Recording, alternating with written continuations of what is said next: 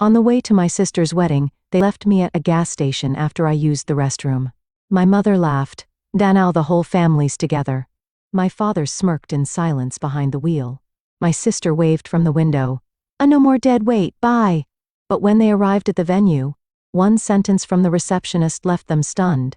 A cold, unseasonable rain poured down on the streets of Maplewood, a small town in Ohio.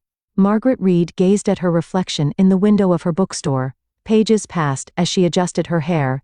Her eyes still held the sparkle of her youth, but since the tragedy 4 years ago, there was always a shadow lurking behind them. "I'll be closing up early this afternoon," Margaret told Eliza, her only employee. "I have to prepare for my sister's wedding." Eliza smiled as she dusted off an old book. As her big sister, "You must be so proud." Margaret returned only a vague smile. Proud? Was that how she should feel? She knew she should be happy that Vanessa was getting married. But when she learned that the groom was Ryan Foster, her heart filled with complex emotions. Ryan Foster was the son of a prominent Maplewood family, heir to the town's wealthiest real estate developer, and after her son Jake died, he had become a regular at her bookstore. Vanessa knew nothing about the friendship that had developed between Margaret and Ryan. As Margaret hurried home through the rain, her mother's words echoed in her mind. "You're the family disgrace." Karen's voice was cold and sharp, even over the phone. "I don't want you to meet Vanessa's fiancé's family. A single mother, and with your son." Her mother's voice trailed off, filled with unspeakable contempt. Margaret took a deep breath as she reached the porch of her home. Before opening the front door, she looked at the photo of Jake on her smartphone screen. His innocent smile gave her strength to get through this day. "I'm home," she called as she entered the living room. Her parents were already dressed formally, sitting on the sofa. Her mother, Karen, wore what looked like an expensive pearl necklace, while her father, Thomas, appeared tense in his black tuxedo. "Finally, you're back," Karen said, checking her watch. "We leave in an hour. Vanessa has already started getting ready at the venue." Thomas's demeanor reflected the steadfastness he had developed over years of running a construction company. "Margaret, please don't cause any problems today." "Problems? What do you mean?" Margaret asked quietly. "I'm just attending my sister's wedding." "About your situation," Karen answered, carefully choosing her words. "The Fosters are the most respected family in town. Ryan's father is the president of the golf club, and his mother heads a charity organization. What are we supposed to say if they ask about you?" Margaret gave a bitter smile. "Why not tell the truth? That I run a bookstore and lost my son in a car accident 4 years ago." Silence fell over the room. Thomas lowered his eyes to his newspaper, and Karen pursed her lips. Neither of them wanted to talk about the death of their grandson. It had become a forbidden topic in the family. Margaret went upstairs and began to change in her room. As she put on her dress, she looked out the window. The rain had stopped, and the sun was beginning to show. Ironically, the weather, at least, promised to be perfect for a wedding. Standing in front of the mirror after finishing her makeup, Margaret picked up a small box from her nightstand. Inside was a picture book that Jake had loved most, a gift for Ryan. She hesitated whether she should give it to him on her sister's wedding day, but she knew that Ryan had a special attachment to this book. Jake and Ryan's nephew had been classmates, and they had loved the same story. The doorbell rang and Margaret started. Before leaving her room, she gave a small nod to herself in the mirror. Today was her sister's special day. She would set aside her pain and family conflicts and celebrate Vanessa's happiness, she promised herself. "Margaret, hurry up," her father's voice echoed from downstairs. "We're leaving." Taking a deep breath, Margaret started down the stairs. The clock showed noon, and the Reed family car was driving towards the outskirts of Maplewood. A heavy silence filled the car, and Margaret, gazing at the passing scenery through the window, felt that her presence was unwanted by her family. "We'll reach the venue in an hour," Karen said from the passenger seat. Her hairstyle was perfectly arranged, her expensive dress impeccably beautiful without a single wrinkle. "Until then, let's avoid conversation as much as possible, especially when the Foster family is around." Margaret held back a sigh. "I understand, Mother. I'll pretend to be invisible." Thomas in the driver's seat cleared his throat irritably. "There's no need for sarcasm. Let's work together as a family today." As a family, those words stabbed Margaret's heart. Since Jake died, she had never truly felt like a member of the family. Even at the funeral 4 years ago, her parents had merely attended as a formality, never sharing in her grief. To them, Jake's death was simply an unfortunate incident that damaged their social standing. "We're low on gas," Karen pointed at the dashboard. "Let's stop at the next gas station." Shortly after, they arrived at a large gas station along the highway. While Thomas was filling up, Karen took out her smartphone and began checking messages. "I heard from Vanessa," she said excitedly. "The Foster family relatives are already gathering at the venue. Even the state governor is there." Margaret looked out the window. The wind was picking up, slightly ruffling the skirt of her dress. "Mom, I'm going to use the restroom." Karen looked up, hesitated briefly, then nodded. "Be quick. We're leaving soon." Margaret got out of the car and headed to the restroom inside the gas station. She fixed her makeup and took deep breaths to calm herself. Her reflection in the mirror looked tense and tired. "It's okay, just a few more hours," she reassured herself. After leaving the restroom, she stopped by the small convenience store section and bought a bottle of mineral water. After quenching her thirst, she returned to where the car had been parked. But the car wasn't there. At first, Margaret thought she had gone to the wrong spot. She looked around the parking lot, but the Reed's black sedan was nowhere to be seen. "They must have moved to another spot," she whispered to herself. But scanning the entire gas station, she couldn't find her parents anywhere. Margaret took out her cell phone and called her father's number. After several rings, it went to voicemail. She tried her mother's number next, with the same result. "Is this some kind of joke?" She looked around. The wind was getting stronger, rustling her dress and disheveling her carefully arranged hair. Just then, her smartphone vibrated. The screen displayed a message from Vanessa. "I'm the only star today." Margaret couldn't believe her eyes. Then a message from her mother arrived. "Now we're all family." She clutched her phone in disbelief. They had really left her behind. Deliberately. Margaret tried calling again with trembling hands, but no one answered. Various emotions washed over her: anger, sadness, a sense of betrayal. But the strongest was the painful realization of how worthless she was to the Reed family. The venue was about miles away. Thinking she could make it in time by calling a taxi, she searched for her wallet, only to realize her handbag was gone. Yes, she had left it on the back seat of the car. She had no cash, no credit cards, not even her driver's license. This can't be happening. Margaret sat down on a chair at the gas station, utterly at a loss. A cold wind blew around her. Time passed. 2 o'clock. The ceremony was scheduled to begin at 3. Margaret explained her situation to the gas station attendant and tried to negotiate borrowing a phone, but was told that store policy prohibited lending personal phones. As despair began to envelop her, a thought suddenly occurred to her. Ryan. She remembered his number. After Jake died, he had visited her bookstore almost weekly, talking with her. Sometimes about grief, sometimes about books, and sometimes about ordinary everyday things. Margaret felt embarrassed and hesitant, but she had no other choice. She used borrowed bills from the attendant to make a call from a payphone and dialed Ryan's number. "Hello?" Ryan's voice sounded calm, yet slightly tense. "Ryan, it's Margaret." She felt her voice trembling. "I'm really sorry, but I'm in trouble." "Margaret? What's wrong? Haven't you arrived at the venue yet?" "Well," she hesitated about how to explain. "My family, they left me behind. I'm at the Shell gas station along highway. My wallet's in the car, so I can't even call a taxi." There was a moment of silence on the other end. "They did what?" Ryan's voice suddenly sharpened. "Left you behind? On purpose?" "I got a message. They thought it would be better if I wasn't there." After another silence, Ryan's voice returned, now filled with anger. "Don't move. I'm coming right now. I'll be there in 30 minutes. Margaret uttered words of thanks, but Ryan had already hung up. She sat on a bench next to the payphone and waited. In the distance, dark clouds were approaching, changing shape. Margaret never imagined her life would become so lonely. Jake's smile flashed in her mind, and she quietly shed tears. When a silver sports car glided into the gas station, Margaret had been waiting for over 30 minutes. Ryan's expression as he stepped out of the car was filled with more anger than she had ever seen. His normally calm, smiling face now bore the mark of deep rage. "Margaret." He rushed over and placed his hands on her shoulders. "Are you all right?" Margaret smiled weakly. "Thank you, Ryan, for coming all this way. What are you talking about? It's only natural.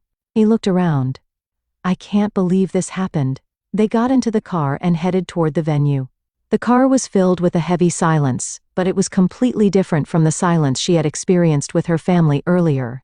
Ryan's anger was too deep for words, and Margaret wondered if she should try to calm him down. Please don't say anything to Vanessa, she finally said quietly. Today is her special day. Ryan gripped the steering wheel tightly with one hand. She was involved too, wasn't she? You said she sent you a message. Yes, but Margaret gazed out the window. My relationship with my sister is complicated. Vanessa might just be strongly influenced by our parents' values. That's no excuse. Ryan's voice was cold. I love Vanessa. That's why I can't believe she would participate in something so cruel. Margaret studied Ryan's profile. His strong jawline, determined eyes, the way he faced forward with confidence. He had been her support after Jake died. He visited her bookstore, sometimes staying after closing to talk with her. Maybe her guilt was why she never told her sister about their relationship. Ryan, actually, Margaret said in a small voice. I brought a present for you. He glanced at her for a moment. A present. Margaret pulled out a small paper bag. Miraculously, it was the only thing she had carried with her when she went to the restroom. It's a memento of Jake. The picture book he loved most. The one your nephew liked too. Ryan's expression softened. When they stopped at a red light at the next intersection, he took the bag and pulled out the book. The Boy Who Counted Stars, an old picture book, but beautifully preserved. I remember. His voice trembled. Jake and my nephew Michael used to read this together. They were in the same class, Margaret smiled. Both loved astronomy. Ryan turned the pages and found Jake's name written on the first page. Underneath in childish handwriting it said, Stars are my friends. Margaret. Ryan was at a loss for words. This is thank you so much. You're important to me, Ryan, she said quietly. So please don't ruin the wedding over what happened today. I'll be fine. Ryan carefully put the book back in its bag and resumed driving. No, you're not fine. And neither am I. This isn't just a mean prank. This is, he searched for words. This is something that can't be forgiven as a human being. When they arrived at the venue, many luxury cars were parked in the lot. Margaret spotted the Reed family car. Her chest tightened.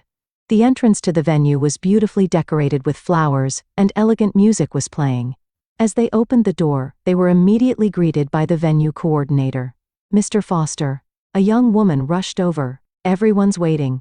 The ceremony begins in 30 minutes. Thank you, Jessica, Ryan answered in a composed voice.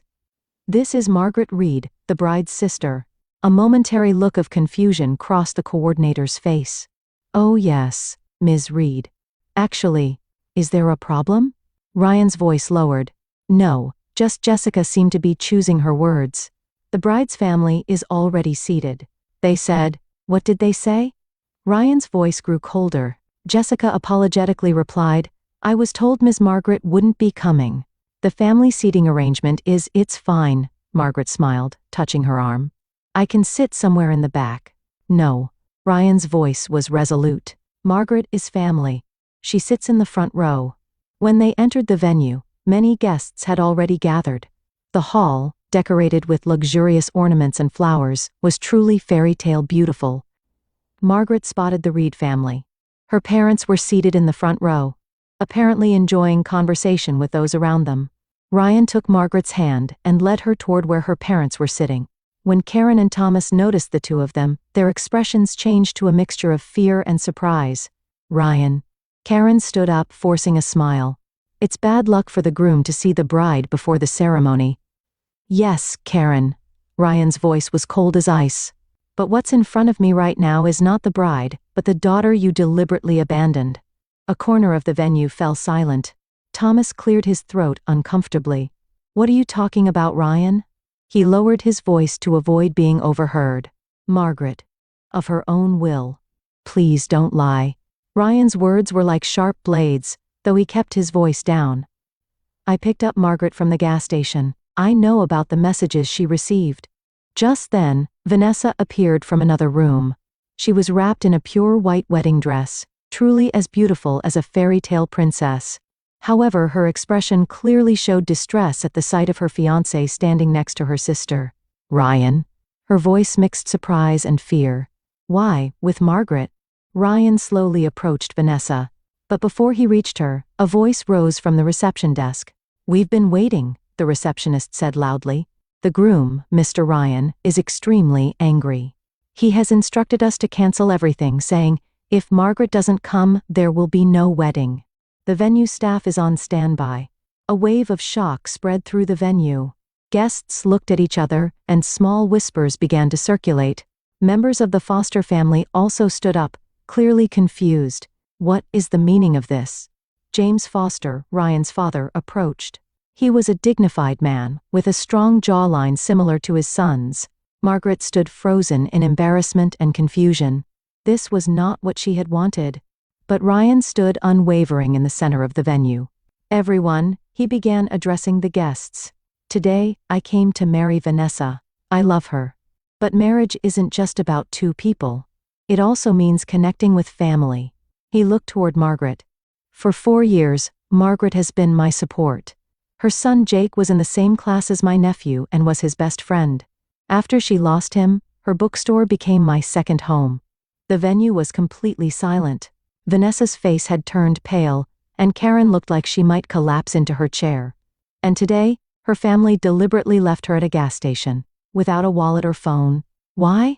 Because she's the family disgrace. Thomas tried to speak, but Ryan continued. "I declare that I will reconsider marriage with a family that cannot respect Margaret. She is not someone's disgrace, but a strong, caring, wonderful woman. I cannot accept values that deny her existence." Vanessa stepped forward, tears streaming down her face. "Ryan, please." Her voice trembled. "This is a misunderstanding." Margaret stepped forward and took her sister's hand. "Vanessa, we need to talk. Right now, here," she said in a quiet but firm voice. "And Ryan, you too." Jessica immediately guided the three to a small private room. Once inside, Vanessa took a tissue with trembling hands, desperately trying to fix her makeup that was on the verge of collapse. "You've ruined everything," she said bitterly. "Happy now." Margaret was hurt by her sister's words but kept her expression unchanged. "Vanessa, I'm not trying to ruin anything. Rather, I'm trying to save your wedding." "Save it." Vanessa gave a sarcastic smile. "By showing up with the groom and exposing such embarrassing truths in front of everyone?"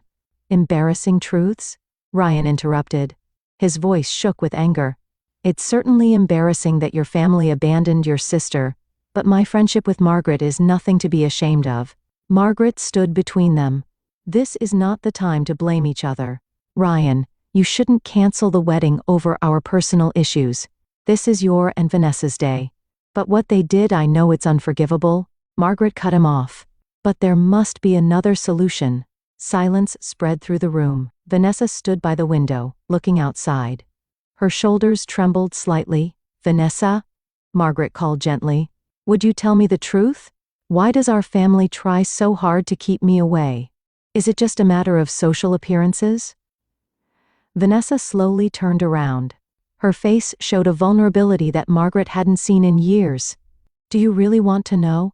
Her voice was small. "I do." Vanessa took a deep breath and closed her eyes. "Jake's accident." Margaret's body tensed. It always did when Jake's name came up. His death was an event that had forever changed her life. "What about it?" "The truth is," Vanessa's voice trembled. "The car Jake was in, it belonged to my friend." Margaret gasped. "What are you saying?" "It was my college friend Amanda's car. She was driving drunk. And Jake?" Vanessa's words broke off, and she began to cry. Amanda's brother and Jake were friends, and she had promised to take them to a movie that day. But Amanda had drunk too much at a party the night before. Margaret nearly collapsed into a chair. Ryan supported her. "Did the police know about the drunk driving?" Margaret's voice trembled. "No. Amanda's father is an influential lawyer in this town, and he handled the evidence. It was treated as just an unfortunate accident. And you knew." Margaret's voice was cold. "You knew for 4 years." Vanessa nodded. She was now sobbing. "Mother knew too. I confessed to her. But she said, 'Stay quiet for the family's reputation. Amanda's father is Mother's favorite society friend.'" Ryan's face reddened with anger. This is criminal. Evidence tampering and obstruction of justice.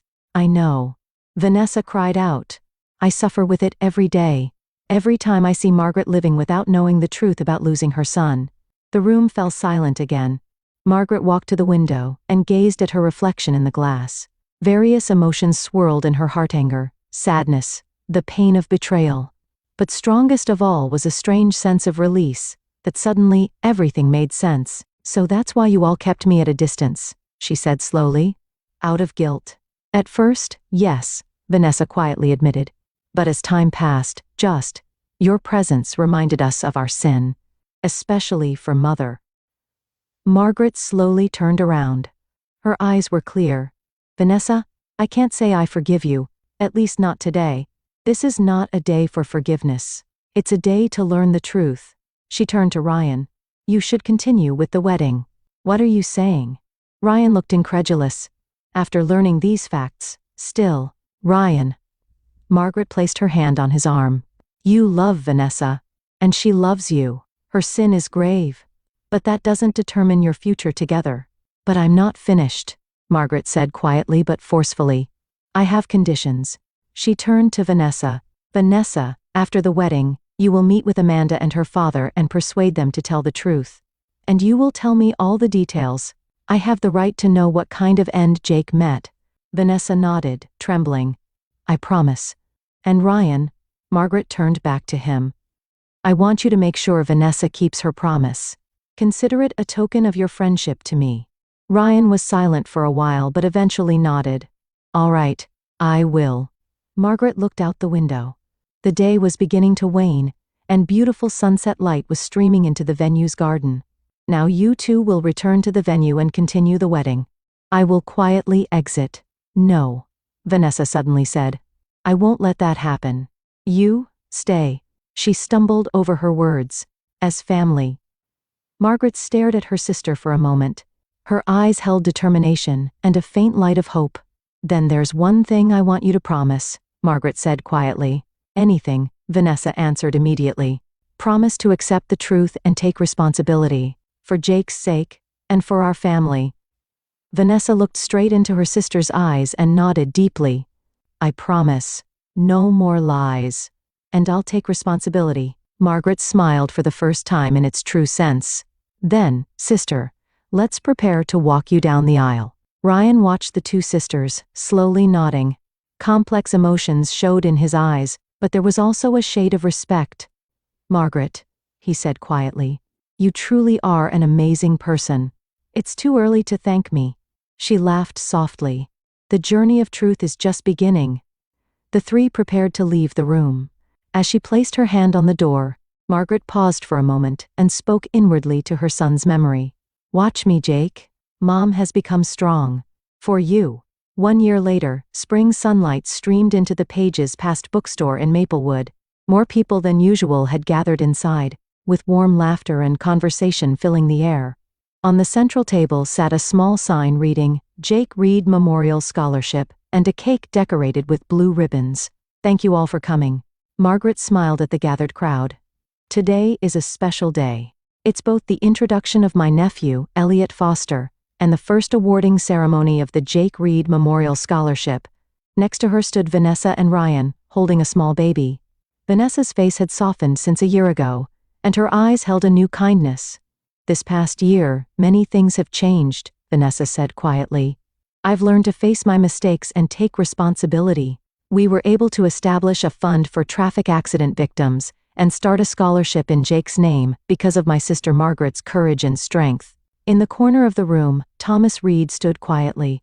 He looked older than a year ago, but his posture showed a new humility. After the family secret was revealed, he had separated from Karen and began visiting Margaret's bookstore multiple times to apologize. Today, too, he was quietly waiting to take pictures of his grandson. Karen was absent.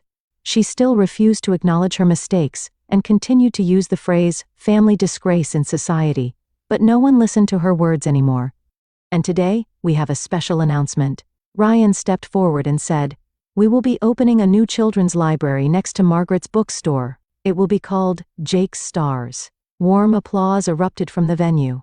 Margaret's eyes filled with tears of emotion. She realized how unimaginably different her life was from a year ago. After the ceremony, as people began to leave in small groups, Margaret sat in a small reading space at the back of the bookstore. A reading club for Jake's friends had begun meeting there regularly. Today, too, several children gathered around her, looking forward to the next book. "What book will you read to us today?" a little girl asked. Margaret smiled and took the boy who counted stars from the shelf. "This is a very special book." Vanessa approached with baby Elliot in her arms. "May I listen too?" Margaret nodded and made room for her sister and nephew. She slowly opened the book and began to read. Long ago, when the stars were close, there was a boy. The children's eyes sparkled, and Elliot reached out his tiny hand to touch the pages of the book. As Margaret gently held that small hand, she felt grateful for the new family she had found. Bonds formed not by blood, but by honesty and love. The sunset streaming through the window reflected off her ring, creating a small rainbow. It was like a sign from Jake, who must be watching from somewhere.